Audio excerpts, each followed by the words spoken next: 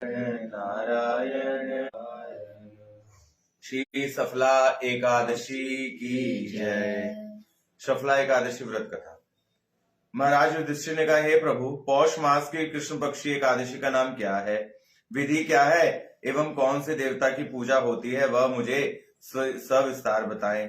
श्री कृष्ण ने कहा, हे महाराज, आपके प्रति स्नेहवश उक्त व्रत कथा का कीर्तन कर रहा हूँ। यह व्रत मुझे जिस तरह से परम सुष्टि प्रदान करता है, बहुदान दक्षिणा दियुक्त यज्ञ आदि द्वारा मैं उतना संतुष्ट नहीं होता। इसलिए सभी प्रकार की चेष्टाओं द्वारा यह व्रत का पालन करना कर्तव्य है। यह सत्य कहकर जानना, पौष मास की कृष्ण पक्षी एकादशी का नाम सफला है।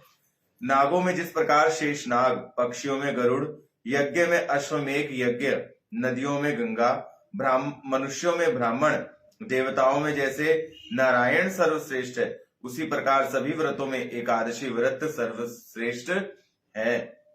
हे महाराज, जो यह व्रत पालन करते हैं वह मेरे अतिशय प्रिय होते हैं।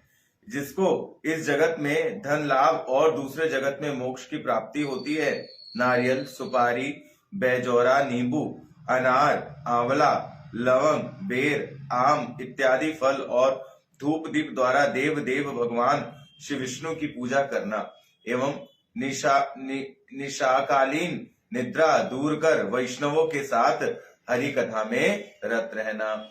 यानी आज ना दोपहर में सोना है ना रात को सोना है, पूरी रात कीर्तन करना चाहिए।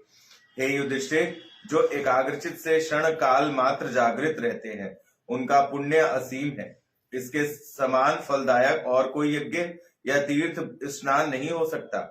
अन्य समस्त व्रतों का फल इस जागरण में के 16वें अंश के 1 अंश के समान भी नहीं है। सहस्त्र सहस्त्र तपस्या से जो फल प्राप्त होता है, वह एकमात्र सफला एकादशी को रात्रि जागरण द्वारा वह अनायास ही प्राप्त हो जाता है।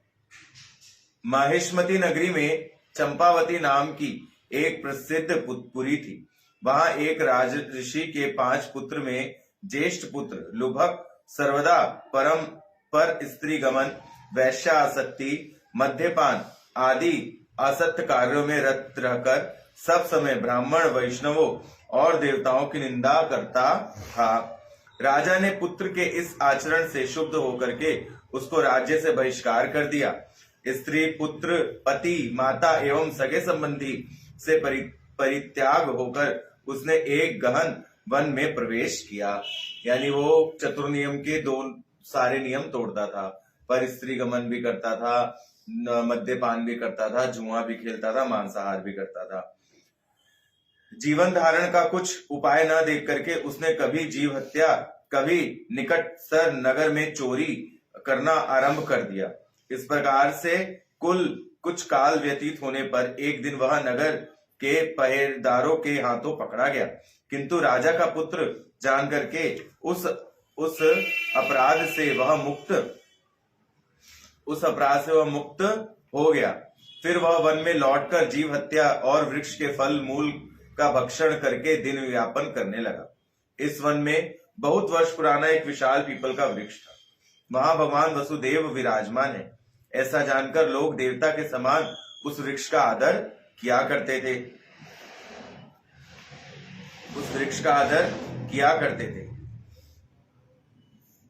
उसी वृक्ष के नीचे लुभक रहता था।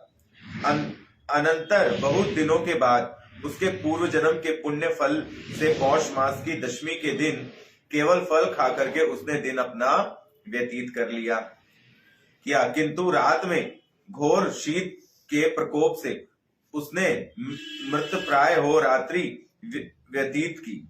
अर्थात उसको बहुत ज्यादा ठंड लग रही थी, तो उसने पूरी रात ऐसी ठंड में जागते हुए बिता दी।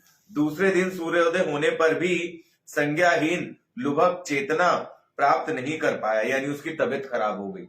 अगले दिन एकादशी दशमी के दिन तो ऐसी रह गया ठंड के मारे, और एकादशी के दिन उसकी क्या हो गई, तबीयत खराब। दोपहर में चेतना आने पर किसी प्रकार खंज पक्षी की तरह पदक कस्तलीन अवस्था अर्थात घुटनों के बल चलते चलते वन में प्रवेश कर भूख प्यास मिटाने के लिए कुछ फल संग्रह कर पुनः उसी वृक्ष के नीचे चला आया। इधर सूर्य देव ने अस्ताचल को गमन किया। खाग भाव से उसकी समस्त इंद्रियां निस्तेज हो गई, यानी सूर्य देवता अस्त हो गए और उनके अस्त होते ही वापस उसको ठंड लगनी शुरू हो गई। उसने प्राणों की रक्षा के लिए ईश्वर के उद्देश्य से उन फलों को लेकर, हे भगवान मेरी क्या गति होगी, यह कर रोने लग गया। रोते रोते उसी वृक्ष के मूल में, हे लक्ष्मीपति, हे नारायण, आप सुष्ट हो कहकर निवेदन किया।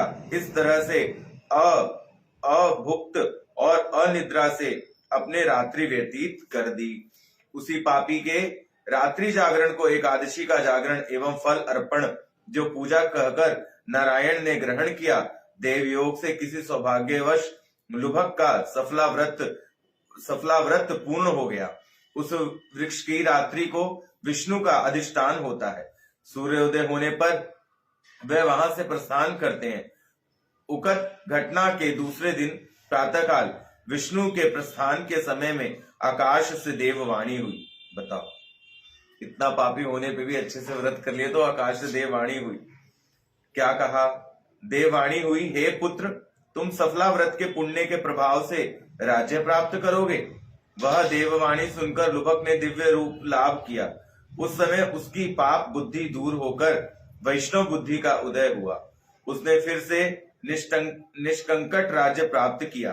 15 वर्ष उसने राज्य सुख भोग करने के बाद पुत्र को राज्य सौंप करके संन्यास आश्रम ग्रहण किया एवं मृत्यु काल उपस्थित होने पर उसने अशोक भय कृष्ण का सानिध्य प्राप्त कर लिया।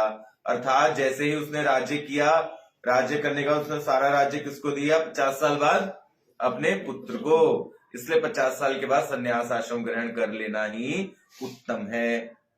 हे महाराज, इस प्रकार उक्त सफला एकादशी का जो पालन करते हैं वह जागतिक सुख और बाद में मोक्ष को प्राप्त करते हैं। इस व्रत में जो असत्य है वह ही धन्य है, उनका जन्म सार्थक है, इसमें कोई संशय नहीं है। इस व्रत का महात्मा पठन और श्रवण करने से मानव राजसु यज्ञ का फल प्राप्त करता है। और इतना ही नहीं, आज की काशी इतनी पतित और पावन है कि आज की काशी के दिन जितना हो सके उतना नाम लेना चाहिए, जितना हो सके उतना ज्यादा हरि संकीर्तन करना चाहिए, जितना हो सके उतना ज्यादा भगवान के समीप, हरि गुरु वैष्णव के समीप रहना चाहिए। तभी आपका और हमारा उद्धार होगा। अभी अयोध्या की घटना है, 12 संत बैठ करके एक साथ हरिनाम संकीर्तन कर रहे थे सफला एकादशी के दिन, और वो 12 के 12 पूरा दिन संकीर्तन किया, पूरी रात संकीर्तन किया। अगले दिन पारण के दिन विष्णु विमान आकाश से विष्णु यान यानी गरुड़ यान उतर के आया और वो 12 के 12 संत सशरीर विष्णु यान में चढ़ करके भगवान के नाम चले गए। तो इसलिए आज के दिन आप और हम भी अधिक से अधिक भगवान का नाम लें, अधिक से अधिक मालाज करें, अधिक से अधिक हरि कीर्तन करें। श्रीमन नारायण नारायण नारायण।